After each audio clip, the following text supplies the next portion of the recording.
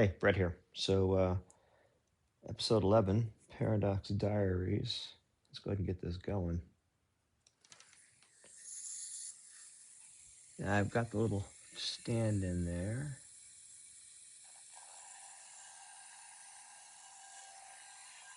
There it goes. All right. So I'm going to go ahead and start tonight getting into Qigong and talk about why we're doing it or why I'm doing it. And then I'm going to be doing some stuff around the hips. So let's go ahead and get into a good position. Feet hip width apart. You can go a little bit wider. Knees slightly bent. And honestly, this is good enough. That's all you need to do. And then sort of as you bounce or shake, feel your body and see if there's anything that's tight, and see if you can sort of adjust your body somehow to get it to hit that spot. Maybe you actually sort of open up your hip flexors and bend it back a little bit, but you can do whatever you want to do. Just sort of lightly bounce. It's not meant to be aggressive, and just you're not going to be able to bounce fast enough to do something that's healing directly. It's in the inner action of the internals of your body. When you go up and down, you're shaking your body at you're shaking different parts of your body at different rates because fluid dynamics. And so that's what's making the interference pattern necessary to get the effect that you want. What's the effect? Well, okay, so there's a lot of things. Let's start with the lymph system. The lymph system does not have a pump. So your movement is what pumps the lymph system and cleans it out. So it's going to clean out your lymph system. That means that as your body needs to repair, it's going to have some space to do more repair because you're cleaning out your lymph system. It's going to help with inflammation. It's going to reduce inflammation. It's going to help you with your vagal tone. Now, we talk about vagal tone. What's vagal tone? There's the thing called the vagus nerve. And the vagus nerve connects your gut, your heart, and your brain. So it's pretty important.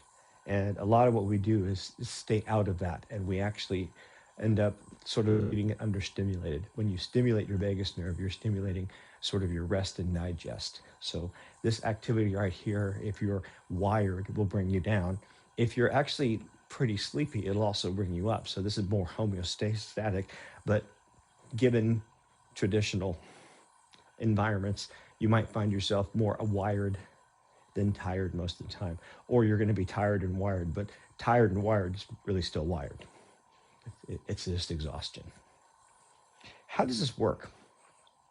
Well, we already talked about moving up and down, but our body is a complex system of complex systems, all the way down and all the way up, from the cellular level to larger systems and even smaller systems, even within the cellular system. And so these systems are structured in a way to sort of maintain balance over a long period of time. They themselves have some kind of notion of homeostasis. And so there's this sort of, if you will, upwards and downwards compositional homeostasis thing that's going on throughout your body. And this activity helps reset things, clear things up. It introduces noise, stochastic noise, into these systems. Oh, and there it goes. I don't think I want that rolling around like that. I don't want to leave it a scratch. So, there we go. And I'll let you keep running. So noise. I keep saying noise. Anyway, that noise tends to reset the systems and helps clear it. Now, too much is actually overstimulating. So, for example, you can be visually stimulated by a movie. You can be visually stimulated or stimulated by sound. You can be stimulated by, I don't know, watching TV or news. And in fact, when you start to get overstimulated, you actually become more suggestive, right? You basically you basically get to the point of decision fatigue. So watch how you stimulate yourself mentally. And if you're getting overstimulated, what I'm doing right here, this bumping stuff will do it for you. Now, the thing I'm doing with my arms is because I've got a weird injury from 30 years ago. So this is more just a matter of trying to get a little more flow into my hands because I've got osteoarthritis in my right thumb. But you might want to do something where you sort of drop your arms and let your shoulders do something. Who knows? Now I found about 10 minutes of this is really a good amount, but actually come to think of it, let me get this little tool. I'm not putting it on the screen today. I wrote the program to keep track of my ongoing HRV, which started off at 35. I'm going to put it right here. I'll show it in a bit. Takes a bit to start reading. It's already got my heart rate. Takes 30 readings, and you don't get it reading every so often before it has enough of an average to calculate the number. Now, I suspect it's going to be higher than 35 as it starts. Nope, it's 34, 35. There we go. 38. Nope, it's counting up. There we go. Okay, so I got it. All right. So I'm still shaking, and it is on shaking. So this little tool that I've got there, I'm actually going to be using it to sort of evaluate the effects of the different activities I'm doing throughout this practice. But anyway, back to this. So it basically helps reset the systems and get them back to sort of a normal mode. Okay, that sounds really interesting. Who cares? Okay, well, how's about this? I used to wake up about every hour and a half at night, and now I wake up about after 4 or 5 hours. I get back to sleep, but I'm getting better sleep. When you get better sleep, it reduces your sugar cravings, helps with insulin resistance as you get older. So little things like that add up. I find this to be a very sort of comprehensive, basic maintenance thing. And let's see, how long has it been? It's been about 7 minutes. So I'm going to keep going a little bit here.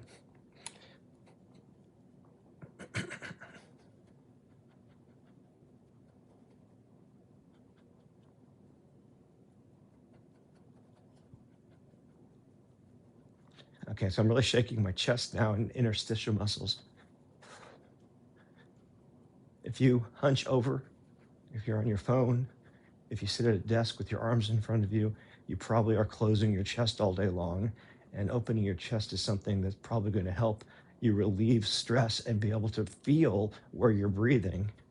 And if you can feel where you're breathing and you notice you're breathing up in your chest, it's likely you're taking too many breaths a minute, and that actually keeps you agitated. You actually want to extend your diaphragm. You want your belly to expand as you inhale in, and maybe even compress as you exhale out.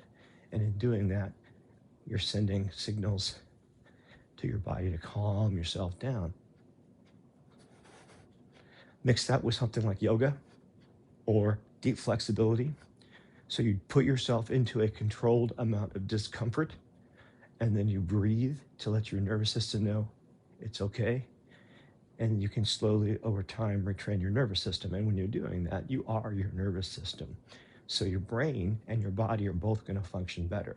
So when you increase your heart rate variability, which is what that's monitoring, and it's already gone up now from when I started, when you train your heart rate variability through some kind of activity like this, it has the systemic effects. So one of the hypothesized things is this activity helps with parasympathetic dominance. Parasympathetic dominance helps over time allow the body to switch into more of a conservative versus a consumption mode. So for example, if you were to measure astrocytic calcium fluctuation when you're under high stress or under high utilization somehow, you're going to probably find higher fluctuation than your baseline. When you start to calm down, you'll find lower astrocytic calculus fluctuations. And so as a result, you'll start to store capacity. Now, I think it's glycogen. I don't remember exactly. I need to keep looking that up, but I keep not doing it. But the bottom line is, if you can do a number of different activities to help you get out of sympathetic and into parasympathetic mode, you're going to find that over time, your body is actually storing capacity, storing reserve, and so you'll have better mental capacity. You'll be less responsive. You'll still have emotions and such, but maybe as your vagal nerve health goes up, your reactivity tends to go the opposite. And so you still have emotional experiences, but you can actually experience the emotion, witness it, as opposed to just be consumed by it.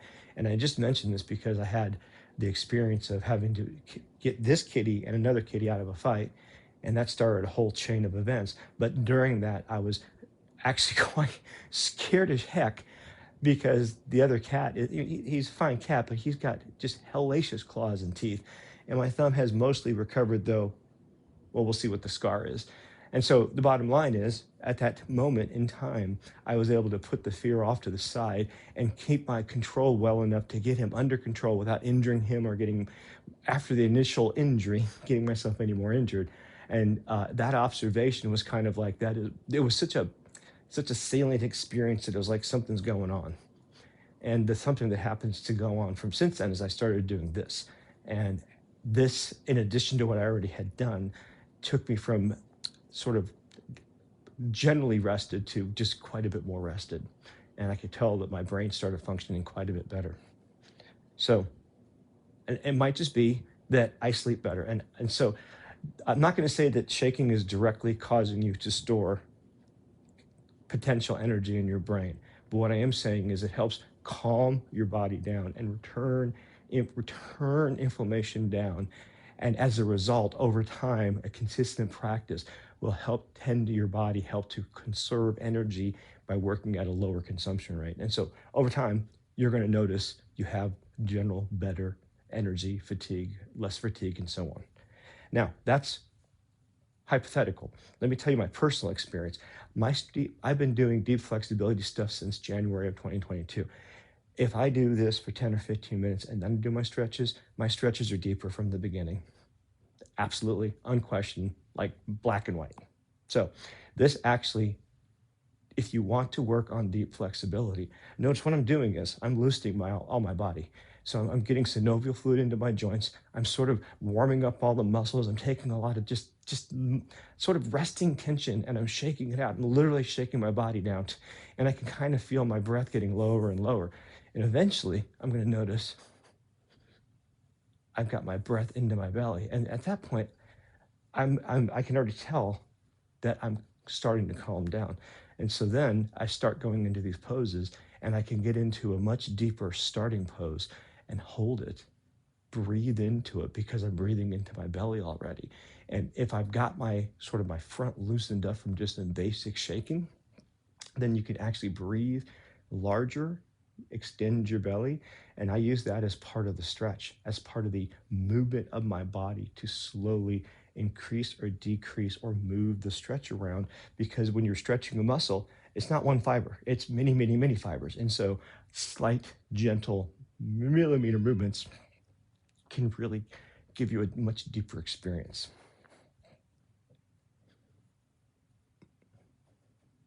Okay, I'm gonna do a little bit faster stuff just for a second.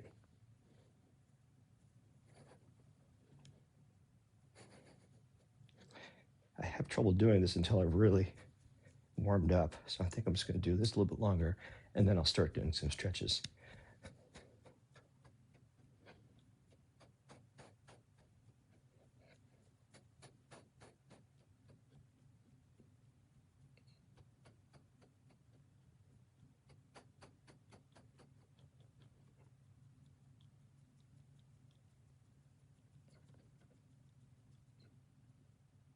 Okay.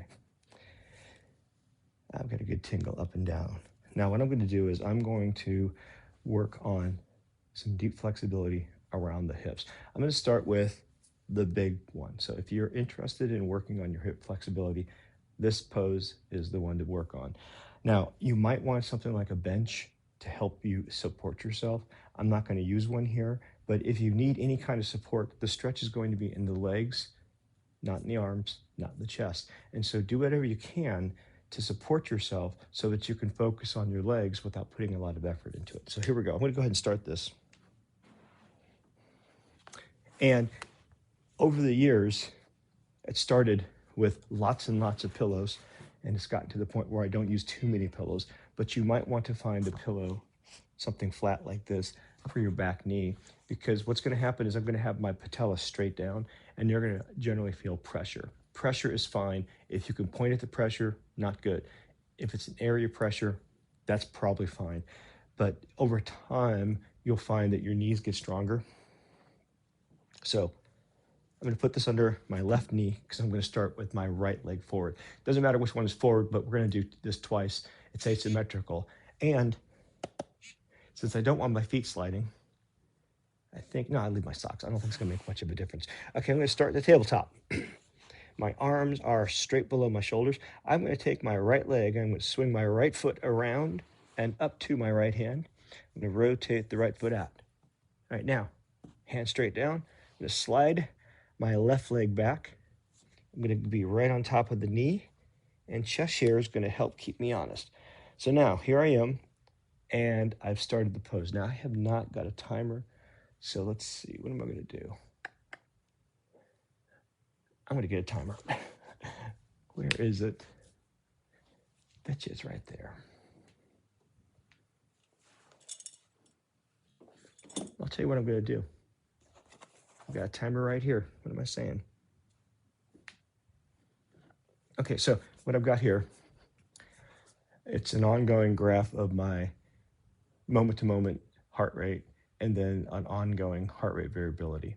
So I'm going to be looking at that, but also up here, I can set an activity, and as I'm doing these different activities, I'll take this output out that I'm logging the data to, feed it into AI, and it can analyze what I'm doing. And since I'm denoting the activities, it can analyze the relative effect on the heart rate variability and the pulse based on the activity. So since I'm doing deep flexibility, I'm going to get this in deep flexibility mode. Here we go. And there we go. So now back to tabletop. Right foot forward, rotate foot out 45 degrees, slide knee back, and here we go. Oh, that's already a huge stretch in my right hamstring, right here. I'm also getting a nice stretch on my left hip flexor.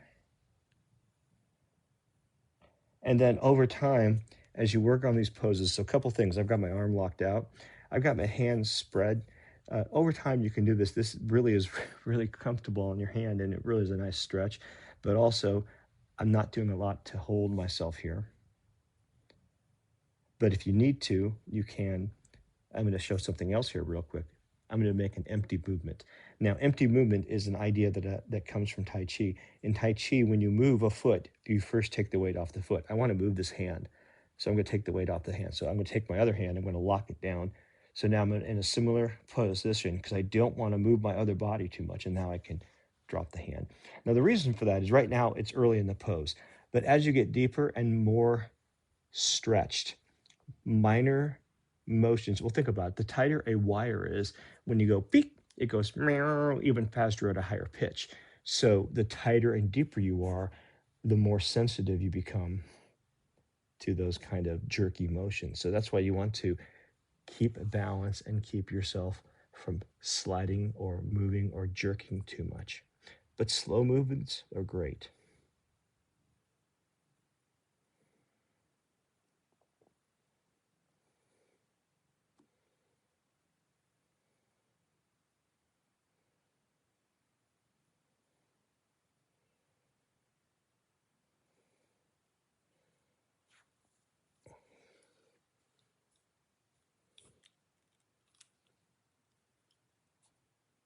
Okay, got a running total of 2 minutes or so.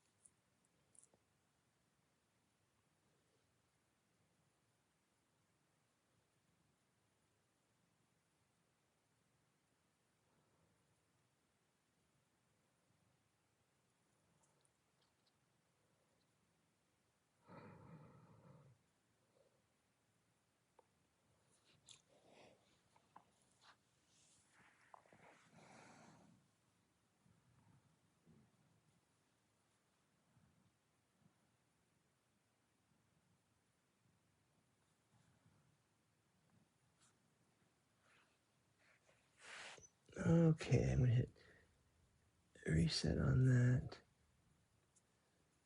Okay, I'm going to come back slowly. My right hamstring's really pretty stretched, but my left hip flexor also got a good treatment there. So come back really slow until I get sort of back to a neutral position. And neutral position is TBD. Your neutral position and my neutral position might be different. All right, I'm going to stay here for just a second. See how that feels. Give the kitty a few scratches.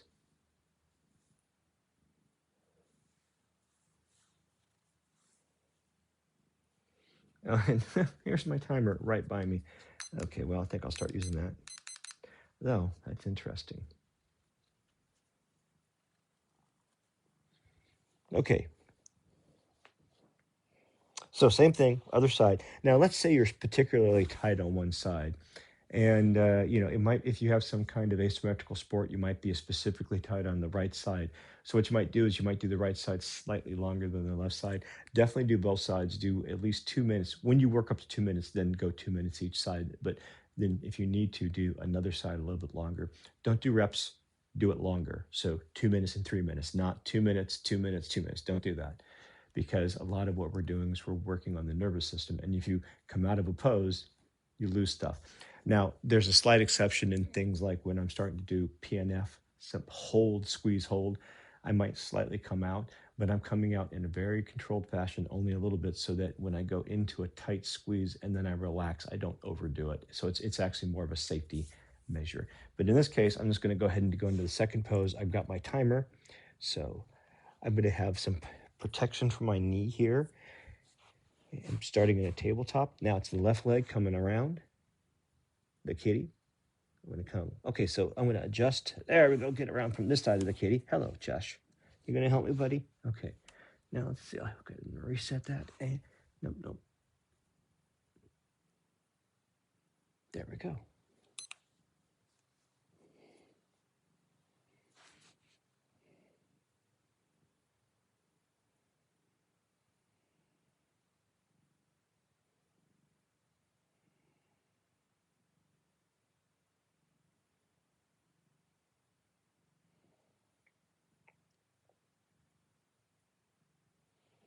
If you actually start stretching, actually, let me back up. Let's say September, something like September, or maybe even actually, maybe, I don't know. It was several months back. A colleague and I were talking, and she had expressed that she had some neck issues, and she described them to me, and so I gave her a couple of different stretches. Uh, uh, they're very similar to the neck adjacent stuff without the isometrics, and I thought nothing of it. But then 2 or 3 months later, she came back and said, "Oh yeah, my neck doesn't hurt anymore because she was doing those stretches."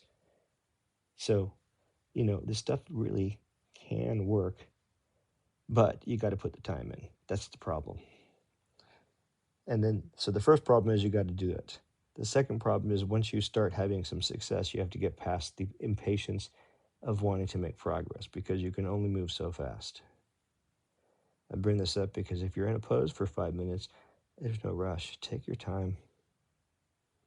Don't just jump right in.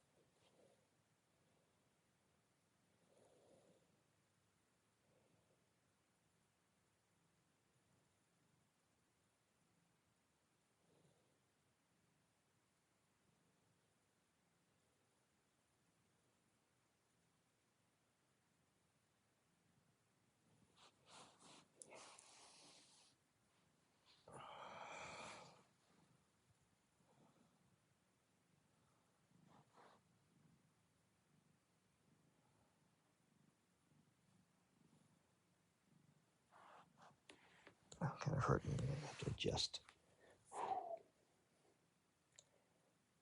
Just at a slightly bad angle. It's really important to notice those things and pull out of or change the angle, because you really don't want to sit on pain, especially as you turn your nervous system off. Pain is a signal, so just observationally don't do this on painkillers, even Advil.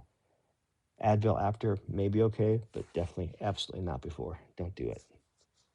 You will injure yourself more. That's true of even for yoga. Don't take, if you're having to take Advil to do yoga, you're doing something wrong and you're probably injuring your body. So don't do that stuff. After maybe, but not before. Pain is a signal. Pain is not to be ignored. And so that's why I'm moving so slowly right here, because if I move without pain, then I won't shock my nervous system and it will stay calm for the next stretch. So that's why I'm doing it. Okay, so now what I'm going to do, what I would normally do if I would do those two poses, or that one pose twice, is something like the following. I'm not going to do it now, but I'll show you a really good follow-on pose. But the way to do this actually is go to bed and do this one in bed. Just lie on your back and do exactly the same thing. I guess I will do this for just a few moments though. So feet together. The thing about here, I've got my bum on a small chair so that I can get a forward fold naturally. And then, I've got, let's see, 1, 2, 3, 3.5 in this case, 4, 3, 4, 5 fists away from my groin to my heels. That's not a hard and fast thing. Now, a couple things. If you have trouble in your lower back, look forward, or maybe use some blocks on your forehead. But I'm going to look forward here since my blocks are, I have no idea. I see them, but I'm not going to go get them.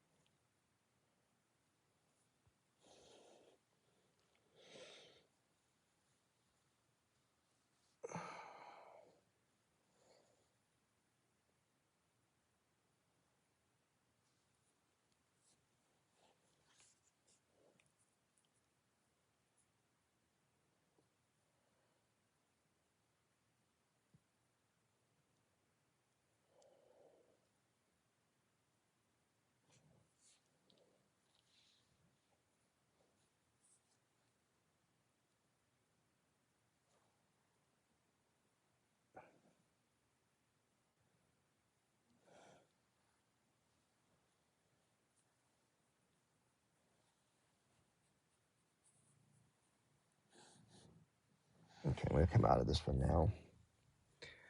All right, now this is a really good one. And like I said, I will do this one when I go to bed. And this one, I just tend to let myself do it for 5, 10, 15 minutes. I do set an alarm because actually it's not as much of a problem now, but when I started doing this, my hips would sort of pop and it can be a bit painful if I'm not expecting it. So it doesn't happen as much anymore. What I'm going to do though is I'm going to show you a really good twist for your lower back. This is going to be a really very relaxing, deeply relaxing pose, but come out of it really slowly. And also, especially on this one, really look for hot spots. So I'm going to show you how to do this. It's a wonderful pose. And in fact, this one I am going to do for 5 minutes on both sides. You might want, like I like to use just a very small pillow for my head here just because this floor is a bit rough. It's not too bad. But, do whatever. When I talk about, actually, I'm going to talk through this a little bit. I'm going to talk about models. I'm going to start with the model of the system that I'm using right now, the stretching system. And then I'm going to talk about sort of bridge models. Okay, so first of all, I'm going to comfortable. Oh man, I love having my back on a hard surface like this. It feels so good. Now I'm going to start with taking my right leg, lifting it up. I'm going to take my right foot and either option one, hook it behind the left knee or over the left knee or even further down. And if you can twist it, that's great. This is not important. It doesn't matter.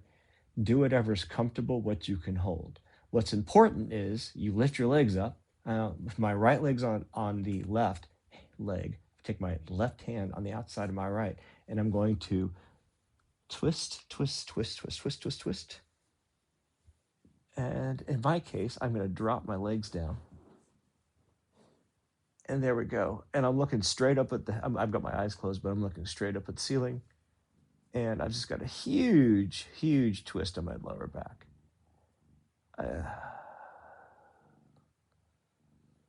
Now, this is one of those poses, but I'll just say, this is a really good pose for expanding your belly and moving and slowly moving through it a little bit. Now, we talked about models, so I'm going to really quickly give you model one, the system that I'm using. It's called Science of Stretching. There are 3 principles, and I actually add on 2 more. Principle one is, in order, let's say, it doesn't really matter, wet noodle. So I'm trying to relax the muscles that I'm stretching because relaxing is literally the opposite of strength in terms of what the fibers are doing. So relax, wet noodle. Now, sometimes you have to lock things out, but generally speaking, you're going to get better flexibility for stretches when you're relaxed.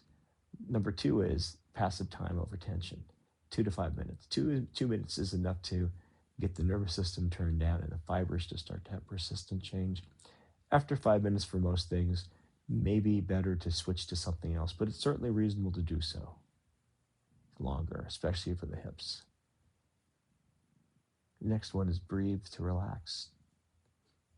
In for a count of 4, out for a count of 8. That gives you 5 breaths a minute. And the longer exhale will give you more of a parasympathetic dominance. If you really open up your diaphragm and really expand your belly, and then exhale deeply sometimes, you'll be also stimulating your vagus nerve. The other 2 are, this is about feel, not look. This is not about alignment, though it is about alignment in that you don't want to do something out of alignment and hurt yourself. But use props, do whatever you need to get the muscles that you're trying to stretched without having to put much effort into it. And finally, got to work from where you're at, not where you think you are, think where you should be. Sometimes days are tight, sometimes you're really loose, and sometimes you're injured, and sometimes you're not.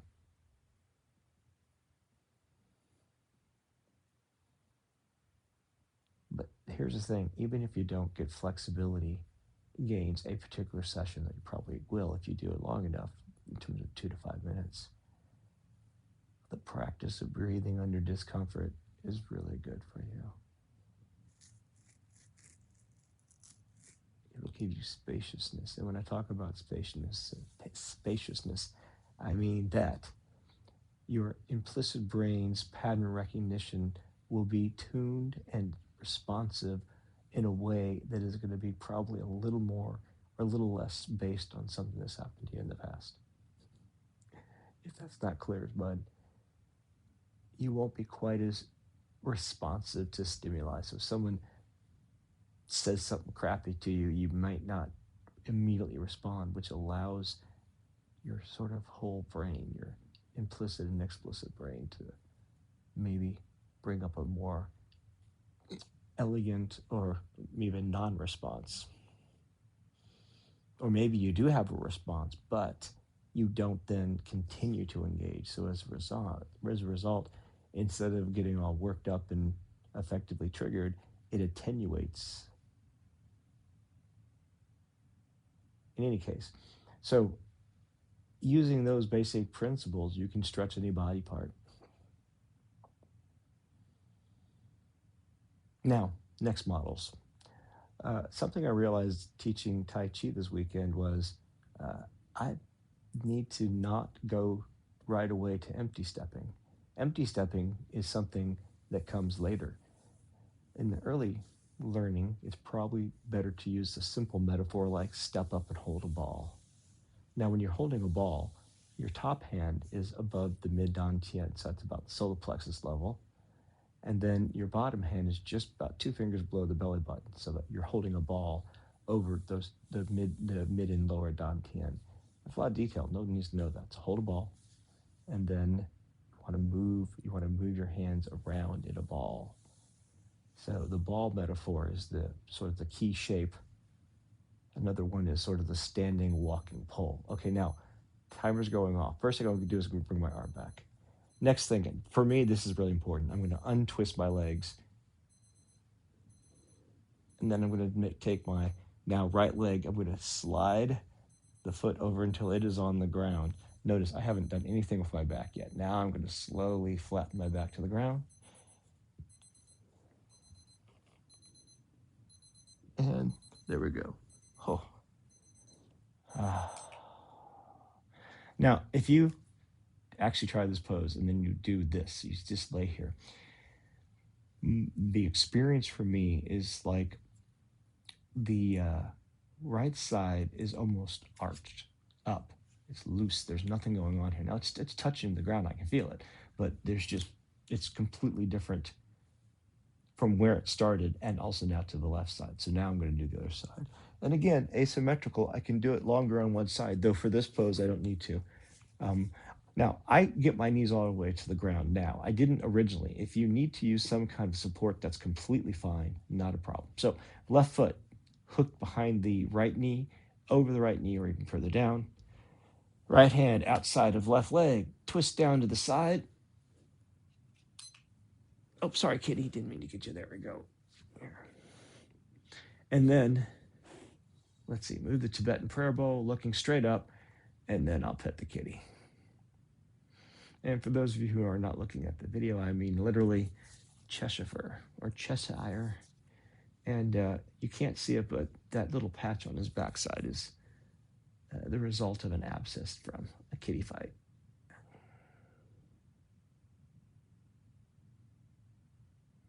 My thumb is another part of that effect. All right, so anyway, this is the ball metaphor. Step up, hold a ball. And the thing is, what I want to do is I want to talk about weight shifting. So, shift your weight over to your left foot, empty step right, step up into a cat stance, hold a ball, extend heel, empty step, shift your weight forward, blah, blah, blah, blah, blah. But, that's too much too soon. Same thing with sort of talking about, say, other complicated metaphors. Sometimes you need some simple basic metaphors to get some basic ideas across, and then you use those as bridge metaphors to more complicated metaphors. And that is an interesting analog to epigenetics. Now, I don't know anything about epigenetics, so let's just say you're not going to learn anything from me about that. But that being said, there's something to do with methylation in DNA that has to do with sort of state changes in the way genes are expressed. And that along with, and I don't remember what they're called, but there's certain kinds of connectors or adapters on the outside of cells that have effects on things, I guess. And so as a cell is replicated, some of that is carried on, and some of that also is cleared across this connection during the creation process. But also, some of it is cleared. Some of it is not static. So some of these things, like for example, you do a workout. As a result of doing a workout, you will get some short-term epigenetic expression. If you continue to do that for a while, you'll have longer-term things. If there's large systemic effects, you'll have epigenetic effects that can happen, something I just read, up to 20 generations or more.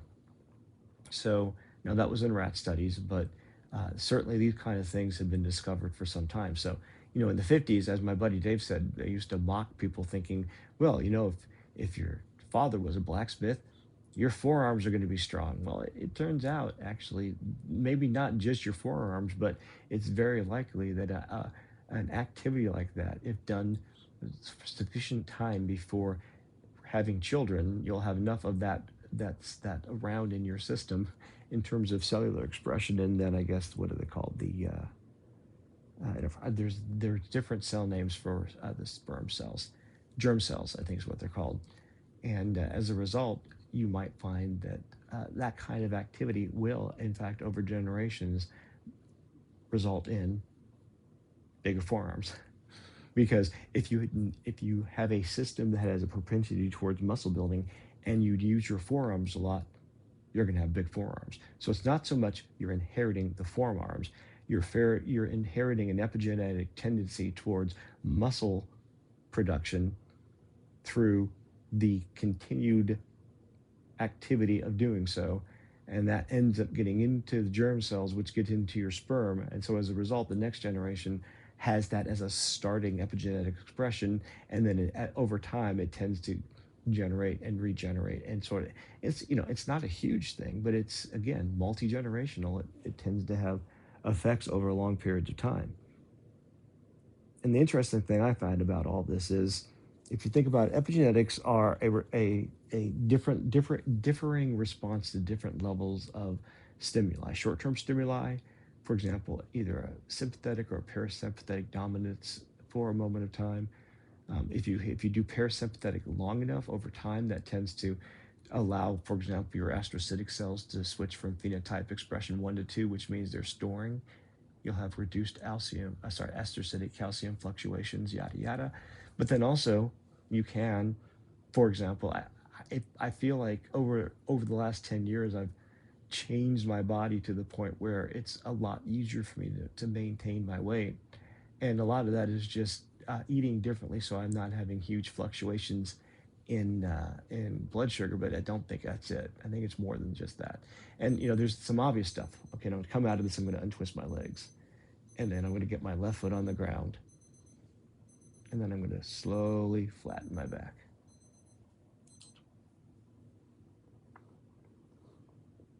Ooh.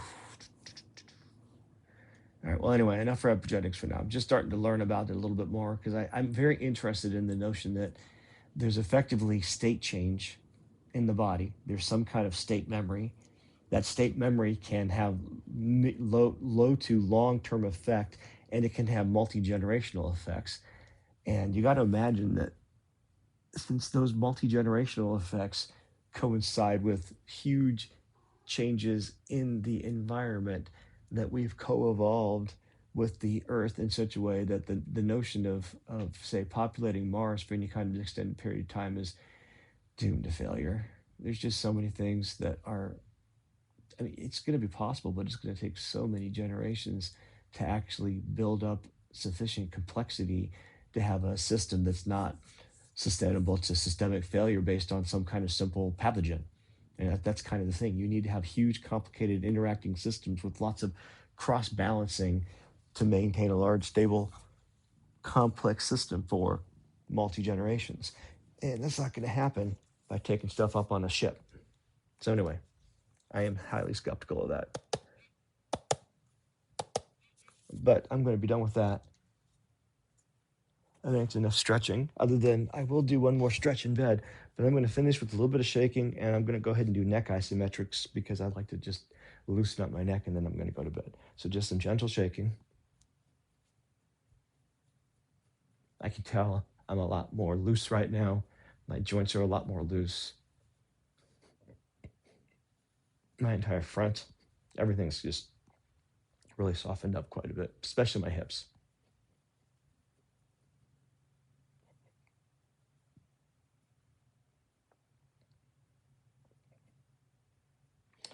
All right, now I'm going to go ahead and do neck isometrics. If you have trouble with your neck, gentle isometrics will do a couple things. In the short term, it will give you possibly some relief, because the pressure tends to then revert when you start it and then let go of it. The rebound tends to loosen things up. Now, what I'm going to do is I'm going to standing Wu Chi. I'm going to have my feet hip width apart, knees bent. I'm going to drop my sacrum down to my heel so I feel some pressure. I'm going to push my fontanelle up, shoulders down. And then I'm going to push my hand into my head and I'm going to try to relax my left side. That's a hell of a lot, but you don't have to do all that. If you just simply do this and you feel a little bit of tension, say right here, back in your trapezius or something like that, you're doing fine. And then maybe sometime you try to tuck your tailbone as you do that. Then maybe eventually you try to stand and so on. But right now, push on the side of your head. That's a good place to start. It's a really great place to start. And I'll talk through it as I start to do it. My feet are parallel, knees bent. I'm actually now actively pushing my sacrum down. I'm going to push my fontanelle up, which is tip of the ears to the top back third of the head. Shoulders down, relaxing my left side. I'm now trying to open my hip flexors and externally rotate my thighs.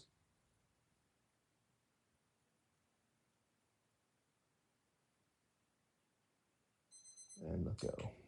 Okay, other side, same thing.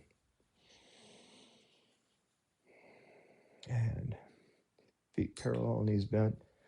Relaxing sacrum down. Now pushing my sacrum down, fontanelle up, shoulder blades down. Pushing my my left hand into my left side. I'm feeling my trapezius muscle on the right side, relaxing my shoulder, my arm, opening up my hip flexors, opening up my thighs.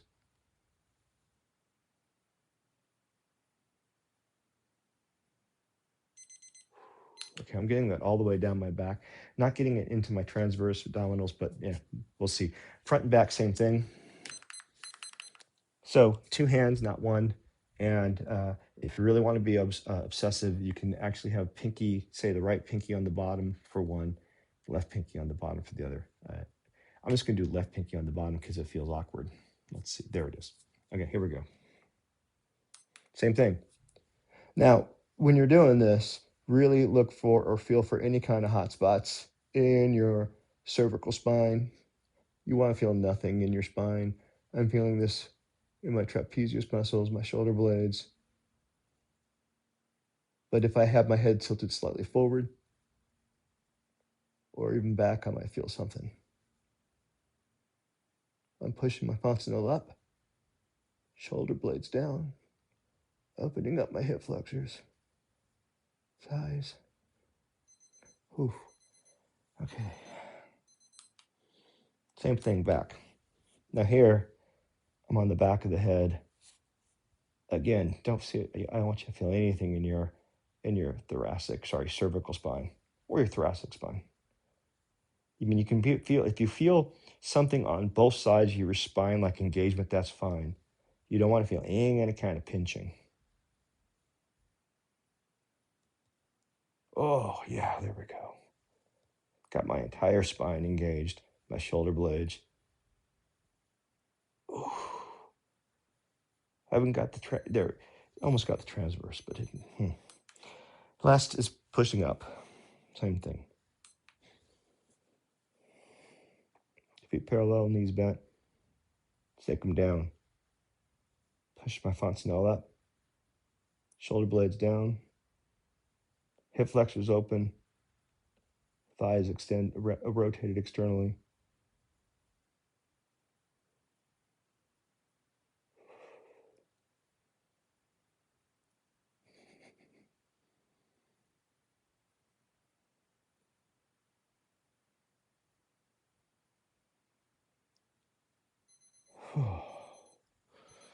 Okay, finally, I'm going to sort of do a light forward fold just to allow my spine to decompress.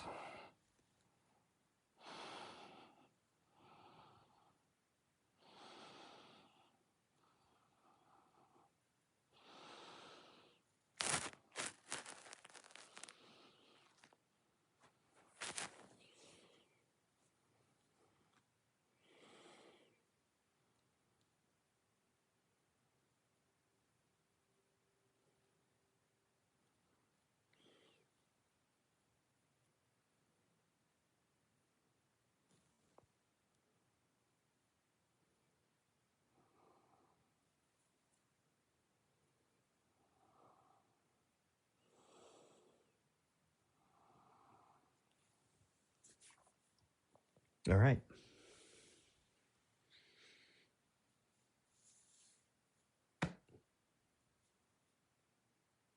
Good night.